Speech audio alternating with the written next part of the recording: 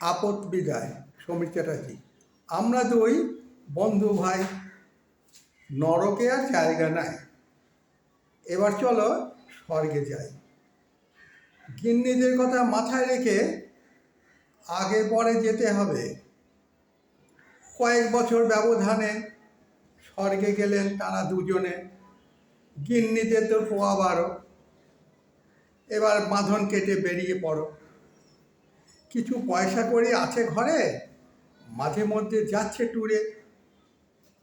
কর্তারা ছিল অরহর ডাল, যতই ফোটাও না জলে কিছুতেই না গলে।